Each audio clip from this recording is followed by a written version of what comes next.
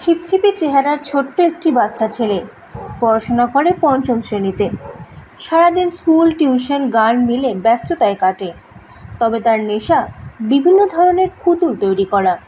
সারা বছর বিভিন্ন পুজোর সময় সে নিজেই মূর্তি বানিয়ে ফেলে এবং সেগুলিকে পুজোও করে।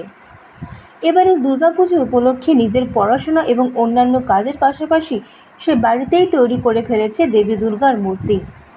প্রায় নিজের সমান উচ্চতায় ৩ ফুট উচ্চ দুর্গা প্রতিমা বানিয়েছে পশ্চিম মেদিনীপুরের বেলদার বাসিন্দা পঞ্চম শ্রেণীর ছাত্র অর্পণ দাস রায়। আমি ৩ বছর আগে থেকে বানাচ্ছি। তখন আমার বয়স ৮-৯ বছর ছিল। কিভাবে ঠাকুর বানান? আমি প্রথমে কাটনা বানিয়ে তারপরে খড়ের উপরে দড়ি বেঁধে তারপরে মাটি দিয়ে ঠাকুর বানাই।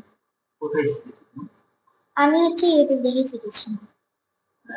কোনো ছাঁচ বা কিছু ব্যবহার করো?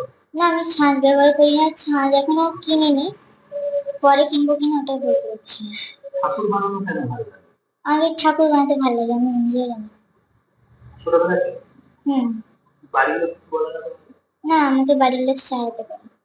পঞ্জিকা দেখে নিজের পুজোর ৪ দিন আড়ম্বর সহকারে পুজো করার সিদ্ধান্ত নিয়েছে অর্পণ। তার এই কৃতিত্বে গর্বিত তার বাবা মা। তার সৃষ্টিশীলতায় মুগ্ধ সাধারণ মানুষ। তার হাতের কাজ দেখলে কেউ বলতেই পারবে না যে সে মাত্র পঞ্চম শ্রেণীর ছাত্র।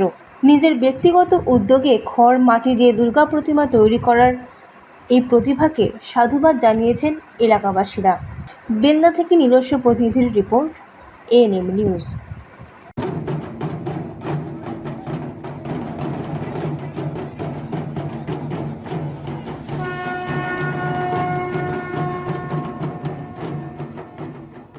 আরও খবরের আপডেট পেতে সাবস্ক্রাইব করুন আমাদের ইউটিউব চ্যানেলটি আর বেল আইকনে ক্লিক করুন নোটিফিকেশনস পেতে।